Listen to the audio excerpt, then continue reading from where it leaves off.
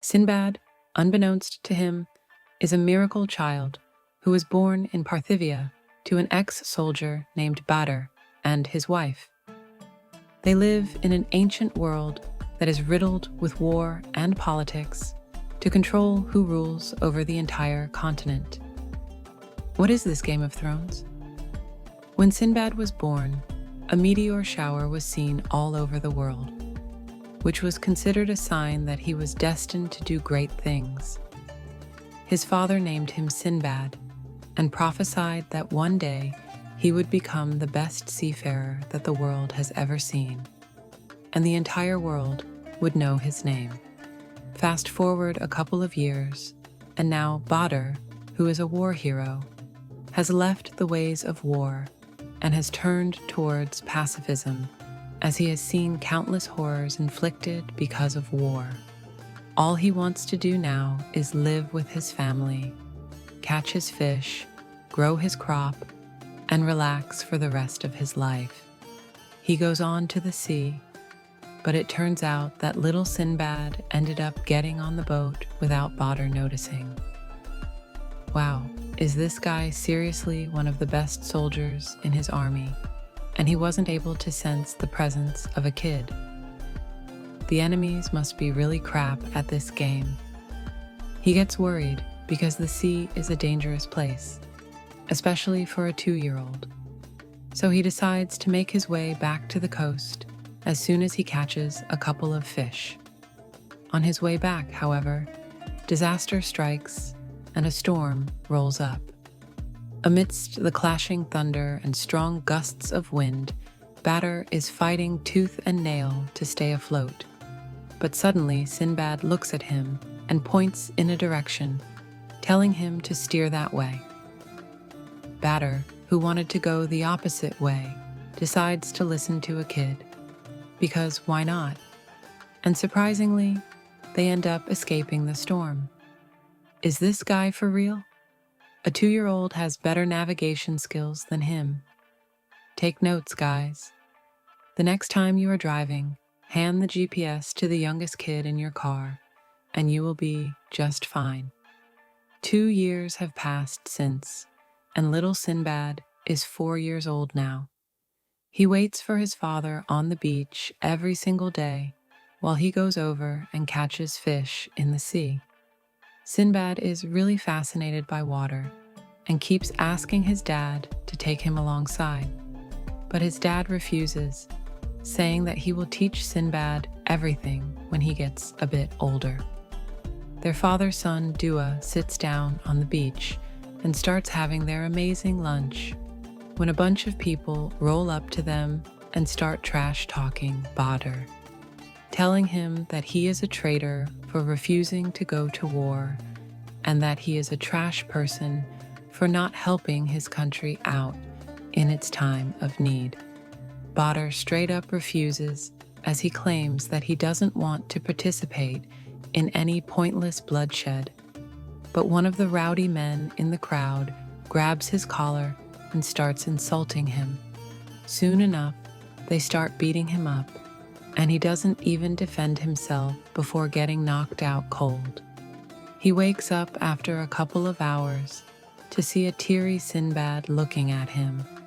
Badr gets up, pretending that nothing even happened before picking up the food and starting to eat it, claiming that it is still really good. This guy seriously has his priorities straight. Sinbad, however, is pissed at this dad because he knows that if Badr wanted, he could have demolished the entire crowd, but he simply took the beating like an absolute loser. Badr tries to teach some moralistic crap to Sinbad, but Sinbad tells his dad that he is adopted and runs back home. Their entire family sits down for dinner, and Sinbad is visibly upset while the wife is in the kitchen where she belongs. They all start eating, and Badr asks Sinbad to go get some water from the well, and Sinbad complies after telling Badr that he's a femboy made you. Woman asked Badr whether this is a healthy relationship. To which Badr replies that maybe they should have used Plan B. Ezra tells him that their life will keep becoming difficult as the entire country deems them as traitors, and they barely have food to scrape by. Before Badr could reply, Sinbad returns, screaming that he had found a fat bear near the well. Badr goes to have a look, and turns out that the fat bear is just a giant brute of a man injured and damn near dead. He nurses him back to health, and the next day, the man wakes up. Badr informs him that the little shite was the one who found him and saved his life. Terminator over here thanks Sinbad and tells Badr that he's a traveling merchant whose ship got wrecked and he got injured. I mean, obviously Badr isn't going to believe him, as he knows how soldiers look and how merchants look. But nope, this giant idiot has a bowling ball in the place of his brain and simply accepts his stupid story. Sinbad is extremely comfortable around Terminator for some reason.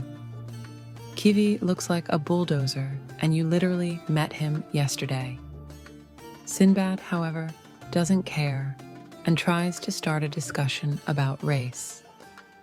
But Badr warns him to shut up, elsewise he might trigger half of the woke population.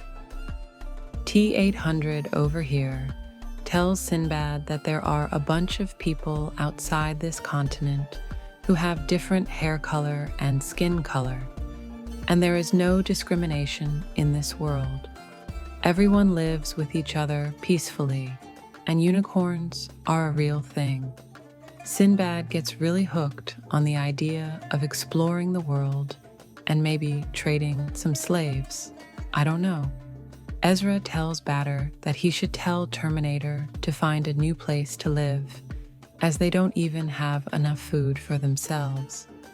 And this guy probably eats humans for breakfast.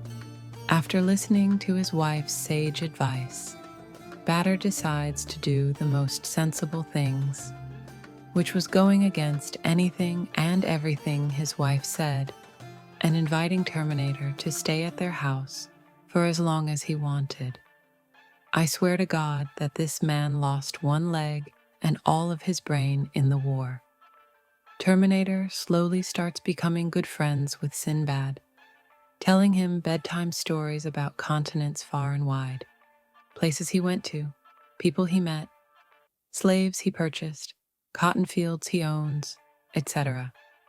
On a serious note, however, racism is lame. If you are a racist, I will marry your mom and elope with your grandmother. One day, when Badr was out, Terminator woke up and packed his stuff, telling Ezra that he had rested enough and now he would leave. Before he could leave, however, someone played a knock-knock joke on her, and as soon as they saw a woman, they pushed her away, as these losers had never seen a girl in real life and thought that she was some deformed man who looked pretty. The Terminator, however, goes outside and does what he is programmed to do, terminate.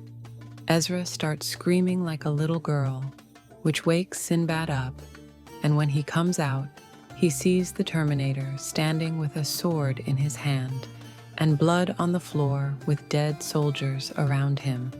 He quickly grabs Sinbad and takes him to the central market, threatening to kill him if the people of the area don't give him a boat with food and money. He reveals that he is a spy for the enemy army and has no love for this country or these people. Ezra comes out and begs people to help his son, but they all turn their faces away and tell her to get her husband, and that's what she does. Badr comes out of the crowd and tells the Terminator to let his son go, but he refuses. Badr gets down on one knee because he doesn't really have another and begs him to let his son go. But the Terminator tells him that this is for his country and that Badr is a femboy made you.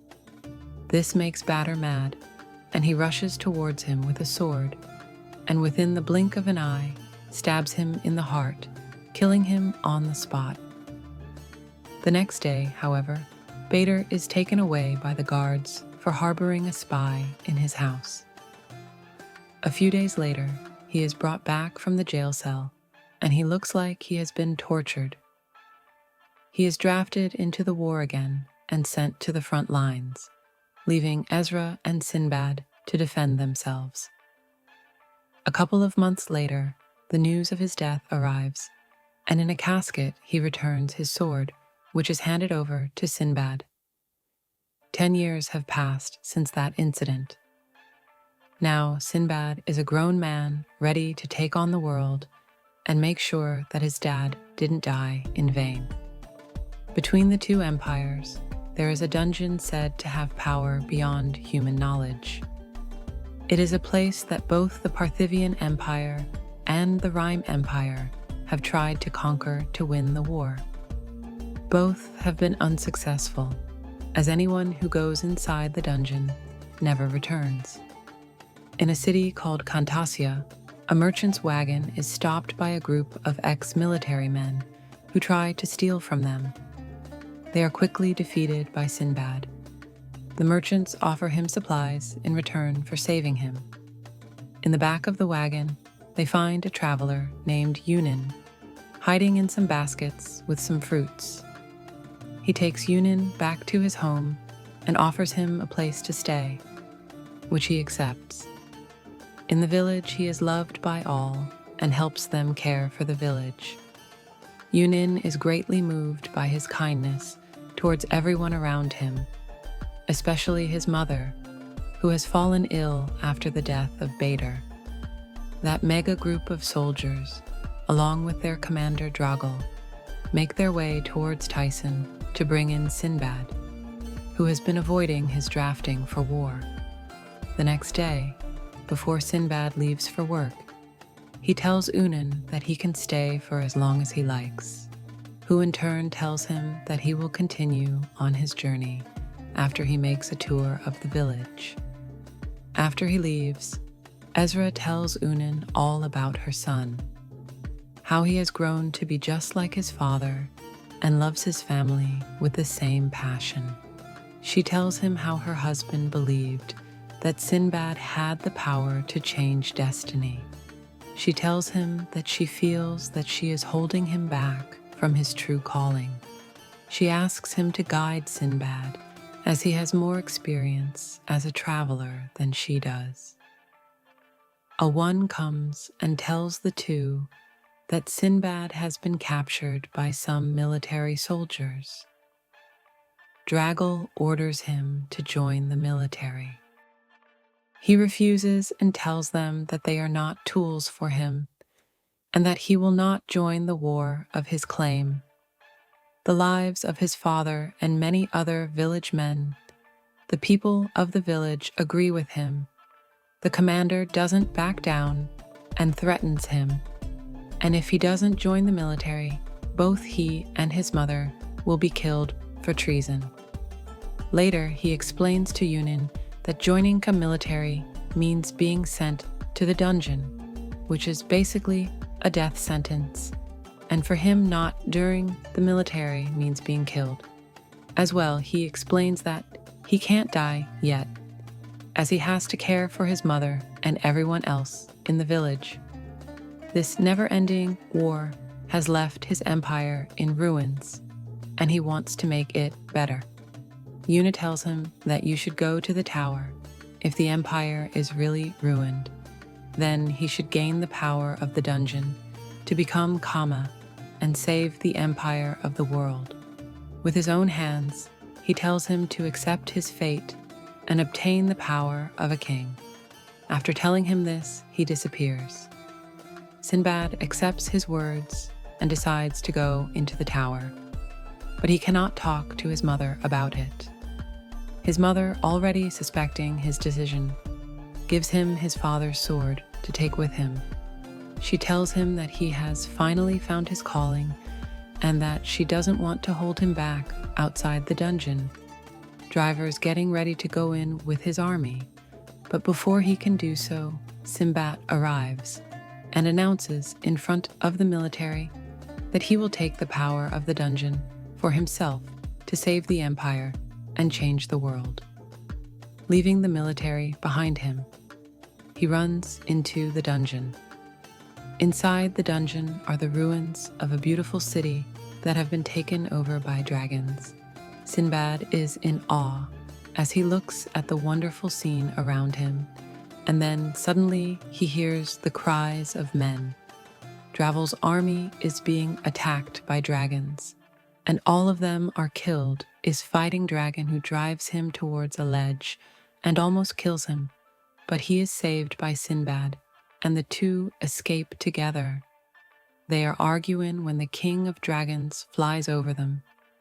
They go to its lair and find the king of dragons, surrounded by all the other dragons and geysers behind the dragon.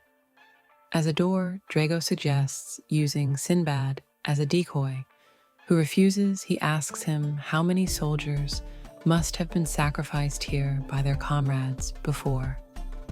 And Drago tells him that it doesn't matter, as dying for their country is the highest honor of a Parthivian soldier. He leaves Sinbad behind and goes off alone to get to the door. Once he reaches there, the door won't open, and he is spotted by the king. Sinbad saves him, but Drago asks him to kill him, as he cowered in front of the enemy and failed as a soldier. Sinbad tells him that not wanting to die is not embarrassing, and that it is human to do so, that he is a human before a soldier. He tells him that neither the emperor nor the military has anything other than sending its people out to die. He wants to change this and create a country that protects its people. He then takes the shield and uses the geysers to get high into the sky while dodging the lightning breath of the dragon and killing it by killing the dragon. They gain keys to open the door. They both cross it together and have each other's backs as they defeat many monsters together along the way. They both form a bond and realize that the opinions they had of each other were wrong. They arrive at temple, where Sinbad finds a magical lamp that contains Baal, the Jenny of wrath and heroism, who has the power to make one of them his master and give him the power of the king. The two fight one another to take his power in the end. The winner is Sinbad. Outside the tower, the emperor's soldiers are waiting to take the dungeon's power and treasure from the one who claims it. Sinbad refuses and declares himself against the emperor. They try to attack him, but he escapes with the help of Yunnan, who teaches him how to unlock his powers. Back in Ticiny finds out that he has been in the dungeon for 2 months, and that his mother's health has gotten worse. In that time, as he visits her, she thinks he is his father and begins telling him all about how much Sinbad has grown. She tells him that Sinbad has taken his sword and gone on an adventure. She was proud of how much he has grown to be just like his father, and she loves him dearly. Soon after saying these words, she passes away. He is now famous all over the empire as both a hero for defeating the dungeon and a traitor to the empire. He leaves on a boat across the world to change it. After Sinbad defeated the dungeon, many others like. It appeared all over the world. Many people have tried to defeat these dungeons, but none has succeeded. He is now known as the Dungeon Capturer and is currently lost in a place called Imochak, where he finds Hina and Piparika fighting the Abara Narwhal, but are soon overpowered by it. But before the monster can kill them, Sinbad arrives just in the nick of time, slaying the monster and saving them. Drago is given another chance to prove himself by his brother, Barbarossa. He, along with the Emperor's secret forces, Shamlash, are sent after Sinbad to kill him and retrieve his sword. Sinbad tells Hina that he is brave for taking on such a huge beast. With only a single harpoon, soon Paprika wakes up and congratulates her brother and tells Sinbad that Hina is a child name of her brother, and since he has defeated the narwhal, he can finally choose. A warrior's named Badr asks them to tell him more about Imuchak and its ruler. They tell them that their father is the chief, and he asks that they take him with them, kind of warns him that the people of Imuchak are not welcoming toward outsiders. He tells them that it doesn't bother him and that he wants to go meet new people and experience new cultures on his adventure to change the world. They take him back to their village to meet the chief. The village is preparing for Maharagan, a feast to celebrate Hina for becoming a warrior. The chief tells his children that they have discovered a dungeon and that he plans to send his men in. Sinbad warns him and tells him to stay away from it, while also revealing his powers and how he got them. That Nike is attacked by the chief of Shamlash, Jafar. Sinbad defeats him, but he manages to escape and promises to be the one to kill him. Hannah, feeling guilty for not killing the narwhal and deceiving everybody, decides to go into the dungeon and prove himself to be a real warrior. Sinbad goes after him to keep him alive, with the Shamlash behind him inside the dungeon. Hina is attacked by a group of flesh-eating butterflies and jumps into a river to save himself. He makes his way into the room, with the door leading to the treasure room, where he defeats the monster but is confronted by Jafar Vidal. Mojado Dragal and Falon Sinbad arrives and saves him before the fighting begins. They are soon overpowered and escape into the water.